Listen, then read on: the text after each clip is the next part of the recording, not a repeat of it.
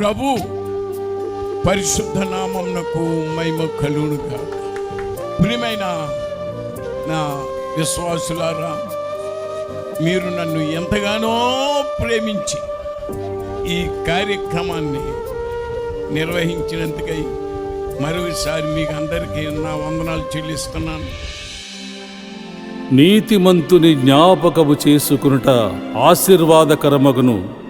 తూర్పుగోదావరి జిల్లా కాకినాడ దగ్గర ఉన్నటువంటి గురజనాపల్లె అనే గ్రామంలో జొన్నగంటి దుర్గయ్య మహాలక్ష్మి అనే దంపతులకు 1/7/1944 సంవత్సరమున పాస్టర్ డేవిడ్ రాజు గారు జన్మించినారు. వీరికి ఒక అక్క, 2 చెల్లెళ్ళు, ఒక తమ్ముడు కలరు. గొప్ప విగ్రహారాధన కలిగినటువంటి కుటుంబం.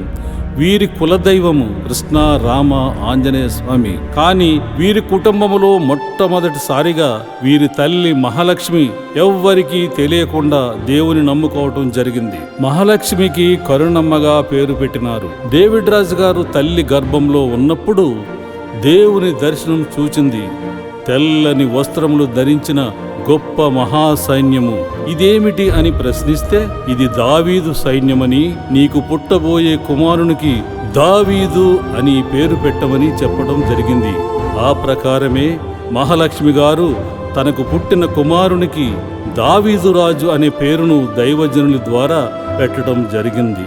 కొంతకాలానికి డేవిడ్ రాజు గారిని చదువుల నిమిత్తమై కాకినాడలోని మెక్లరిన్ హై స్కూల్లో చేర్పించటం జరిగింది. కానీ డేవిడ్ రాజు గారు చదువుల కంటే అల్లర్లకే ప్రాధాన్యత ఇచ్చేవారు. తండ్రి దుర్గయ్య గారు ఏమీ పట్టించుకోకుండా ఎప్పుడూ తప్పత్రాగి ఉండేవారు. ఆ రోజుల్లో క్రీస్తు బోధలను బలముగా నమ్మిన మహాలక్ష్మి గారు ఆభరణములను, బొట్టు, గాజులు తీసివేసినారు. అది గమనించిన దుర్గయ్య గారు పలుమార్లు భార్య మహాలక్ష్మి గారిపై కోపోద్రేకుడైనాడు. అంతేకాదు, మీ అమ్మను చంపమని కుమారుడు డేవిడ్ రాజు గారిని ప్రోత్సహించినారు. అందుకు డేవిడ్ రాజు గారు మహా కోపంతో, బొట్టు గాజులు లేని చేతులతో పెట్టిన అన్నం ఎట్లా తింటాము అని, మా నాన్న బ్రతికుండగానే విధవరాలుగా మారిన నిన్ను ఇక బ్రతకనివ్వను అని తాగి కత్తి తీసుకుని చంపుటకు తిరుగుచుండగా కరుణమ్మను ఒక గదిలో పెట్టి తాళం వేయడం జరిగింది. తల్లి ఆ గదిలో నుండి ఒక్కటే చెప్పింది, దావీదు రాజా, నీవు నన్ను చంపివేసినా పర్వాలేదు, కానీ నీవు నిజమైన దేవుడు యేసయ్యను నమ్ముకోవాలి అని గదిలో నుండి బిగ్గరగా చెప్పింది. అదే రాత్రి ప్రభు డేవిడ్ రాజు గారిని దర్శించి, ఈ కత్తితో నీ తల్లిని చంపితే నీవు నరకానికి వెళ్తావు, నీ తల్లి మోక్షానికి వెళుతుంది, కనుక నీ తల్లిలాగే నీవు నా మోక్ష మార్గంలో జీవించమని చెప్పారు. మరుసటి ఉదయమున 2 దైవజనులు ఇంటికి రాగా డేవిడ్ రాజు గారు క్షమించమని కన్నీళ్లతో వారిని వేడుకోవటం జరిగింది. ఎందుకంటే లోగడ వారింటికి రాగా రోకలి తీసుకొని తరమటం జరిగింది. అప్పుడు డేవిడ్ రాజు గారి వయస్సు 17 సంవత్సరములు. 10వ తరగతి చదువుతున్న రోజులవి. తరువాత తల్లితో కలిసి ప్రార్థనకు వెళ్ళుచు బాప్తిస్మము తీసుకున్నారు. అలాగే ఉద్యోగ నిమిత్తమై సికింద్రాబాద్ పట్టణముకు రాగా సికింద్రాబాద్లో అనేక శ్రమలు పడుచు కొన్నాళ్ళకి ఇండియన్ ఎయిర్లైన్స్ లో మెకానిక్ ఉద్యోగంలో చేరినారు. 1966 సంవత్సరంలో బ్రదర్ ఏసన్న గారు సికింద్రాబాద్కు వచ్చారు. అదే వీరిద్దరి మధ్య ఏర్పడినటువంటి మొట్టమొదటి పరిచయం. ఆ రోజుల్లో విజయవాడ సువార్త సభలలో పరిచర్య చేస్తుండగా పందిరి మీద నుండి పడినందున డేవిడ్ రాజు గారికి ప్రక్కటెముక విరిగి ముక్కు నుండి నోటి నుండి రక్తం వచ్చినందున డేవిడ్ రాజు గారు కన్నీటితో ప్రార్థిస్తూ, ప్రభువా, నీవు నన్ను బ్రతికిస్తే నీ సేవ చేస్తానని తీర్మానించుకున్నారు. అంతేకాదు, దేవుని సేవనే ఊపిరిగా పోసుకుని దేవుని మాటనే ధ్యేయంగా మార్చుకుని ఉన్నతమైన ఉద్యోగమును, ఉన్నతమైన పిలుపుతో ఉచితముగా విడిచిపెట్టిన ఉన్నతమైన వ్యక్తి డేవిడ్ రాజు గారు. ప్రభు ప్రేమను పంచిపెట్టుచు ఆ ప్రేమకు అర్థం పట్టే విధంగా ప్రవర్తించి ఆత్మల భారంతో ఆత్మలను పట్టే జాలరుడుగా ఎదిగారు మన డేవిడ్ రాజు గారు. సంఘం ప్రభు రాకడికి ఎత్తబడ ఈ వాంఛ తప్ప నాకు రెండవ వాంఛ లేదు. దాని ముందుగా ఓ గుంపు జనాంగం సిద్ధపడాలి, సంఘంలో చేర్చబడాలి, సంఘంలో చేర్చబడిన బిడ్డలు పరిశుద్ధపరచబడాలి, ప్రభు రాకడికి ఎత్తబడాలి.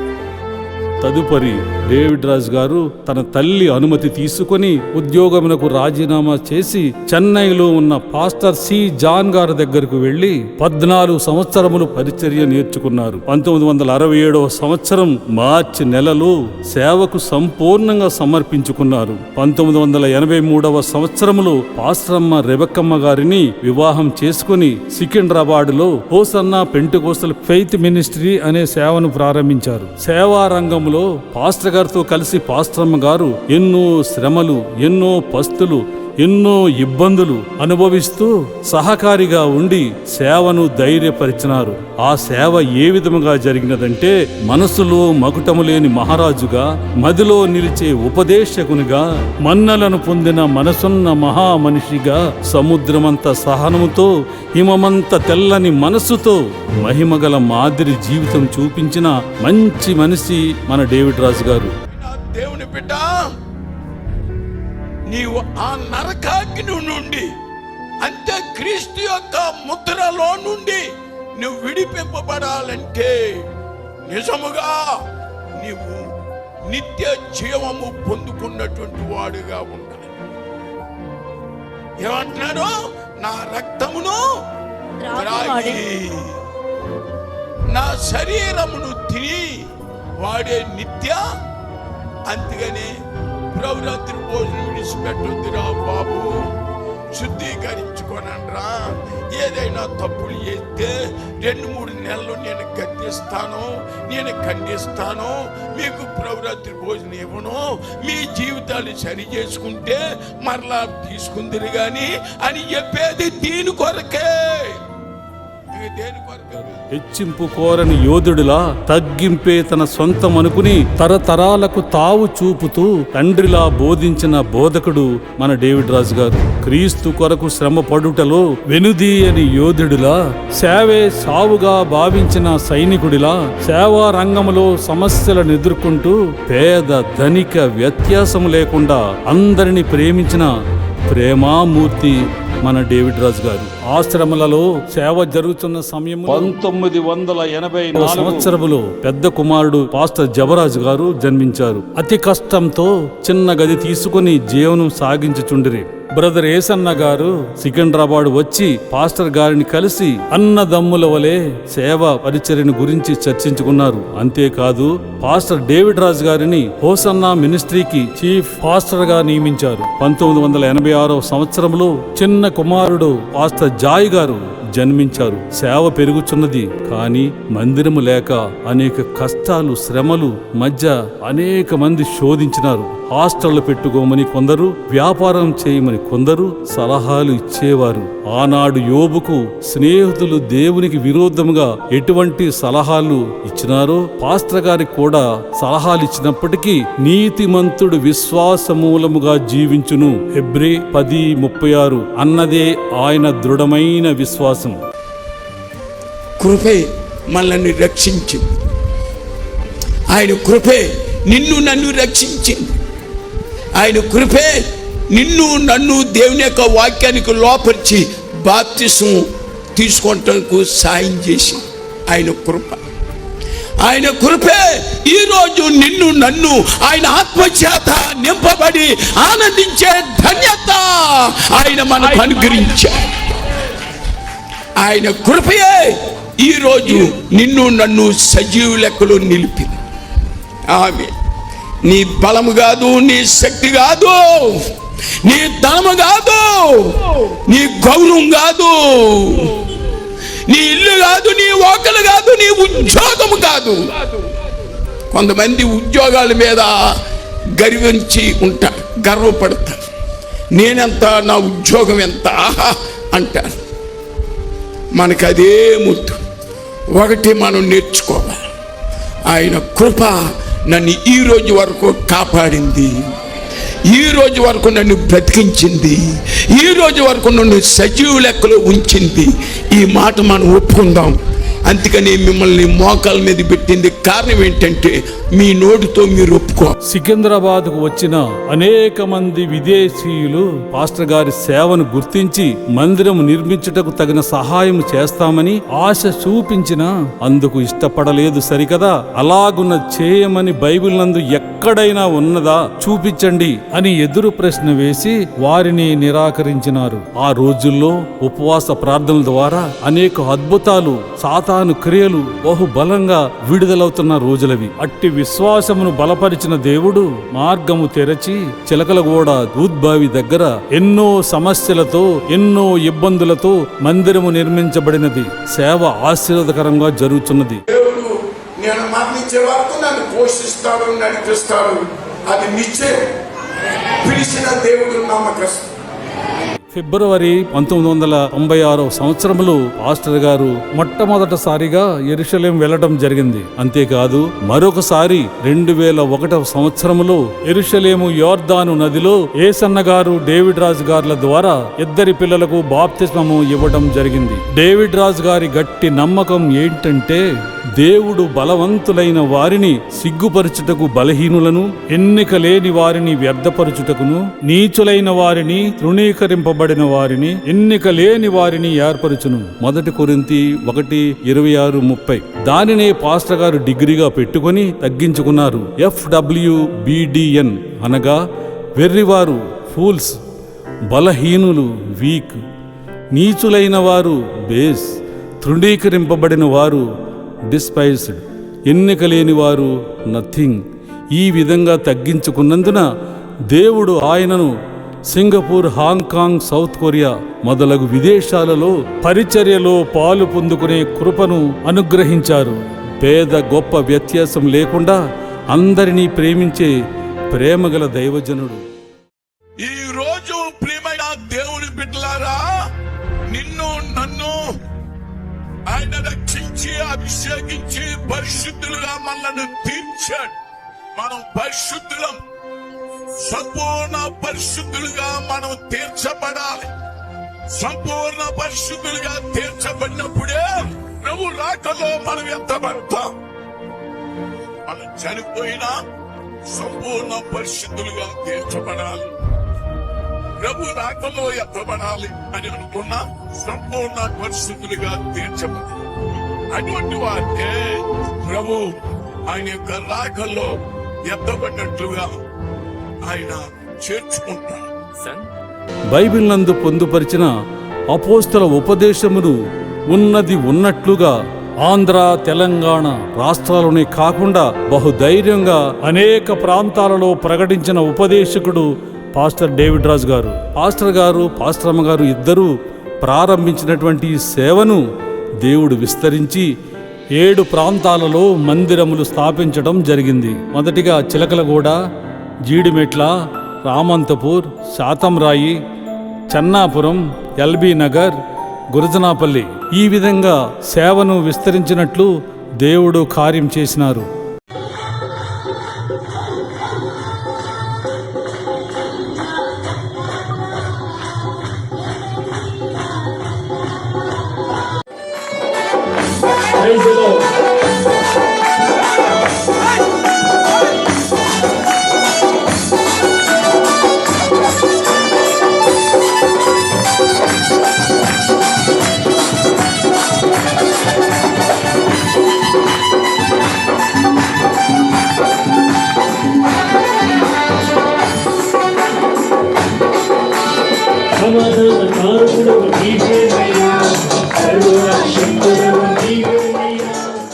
డేవిడ్ రాజు గారి ఇద్దరు కుమారులు సేవకు సమర్పించుకుని, పెద్ద కుమారుడు జబరాజు గారు హోసన్నా మినిస్ట్రీస్ గుంటూరులో బ్రదర్ ఏసన్న గారి ద్వారా సేవను తర్పీదు పొందగా, చిన్న కుమారుడు జాయ్ గారు తండ్రి వద్దనే ఉంటూ తండ్రి గారి ద్వారా సేవా తర్పీదు పొంది ఇద్దరూ సేవలో కొనసాగుతున్నారు. ఇంత గొప్ప సేవ చేసిన డేవిడ్ రాజు గారు సేవలో పరుగెత్తుతూ అనేక దైవజనులకు మాదిరి చూపిస్తూ తన పరుగును తుదముట్టించి తేదీ 2/1/2022 సంవత్సరమున మహిమలో చేర్చబడినారు. ఇటువంటి ఘనమైన సేవాభారము ఆయన కుమారులైన పాస్టర్ జబరాజు గారు, పాస్టర్ జాయ్ గార్ల మీద పడినది. తండ్రి గారి క్రమంలోనే తండ్రి గారి ఉపదేశంలోనే ఈ సేవను కొనసాగిస్తూ పాస్టర్ జబరాజు గారు జీడిమెట్ల మందిరంలోనూ, పాస్టర్ జాయ్ గారు చిలకలగూడ మందిరంలోనూ వాడబడుతూ ఉన్నారు. వీరితో పాటుగా ఎందరో ఈ మినిస్ట్రీ సేవకులు సహకరిస్తూ ఉన్నారు. అంతేకాదు వీరు ఇరువురు ఆంధ్ర, తెలంగాణ ప్రాంతాల్లోనే కాకుండా దేశ విదేశాల్లో బలమైన గొప్ప దైవజనులుగా వాడబడుచున్నారు. కారణం తల్లిదండ్రుల కన్నీటి ప్రార్థన. ఆ కన్నీటి ప్రార్థనే ఈ దినాల్లో సేవా సరిహద్దులను విస్తరించుటకు, ఘనమైన పరిచర్య జరిగించుటకు కారణమైనది. ఈ సేవా పరిచర్యను దేవుడు బహుబలంగా హెచ్చించాలని మనమంతా ప్రార్థిద్దాం. ఆమెన్. నాలో శక్తియు బలము ఏమీయు లేదు, ప్రియ యేసు నాతో నుండుము. ఆమేన్. నీవు నా పక్షమయ్యుండగాను ఆయంత మోదము స్వర్గవాసం యేసునాథు జీవితము ఎంతో మోదం యేసునాథు జీవితము ఎంతో మోదం. శత్రు సమూహము చుట్టూయుండి నన్ను దావీదు దేవుడు మన ముందు నడిచెను. శత్రు సమూహము చుట్టూయుండి నన్ను దావీదు దేవుడు మన ముందు నడిచెను. ఆయన ఉత్తముడైనాడు,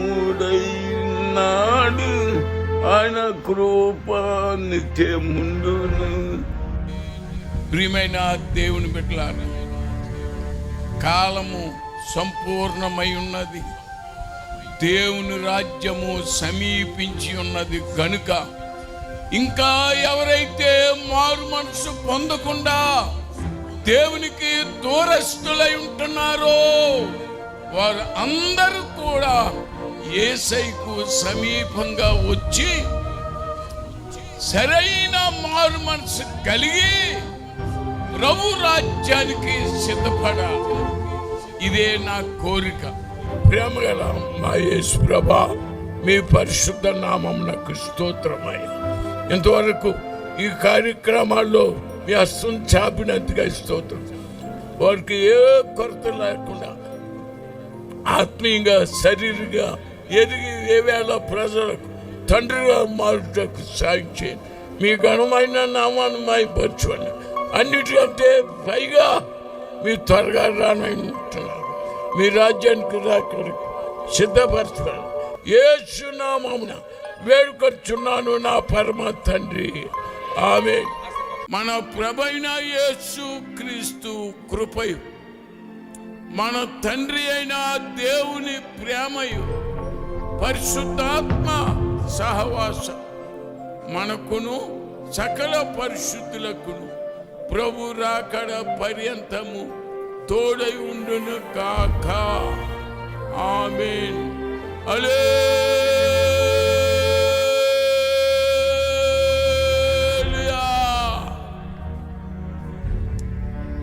ఆమేన్. ఆమేన్.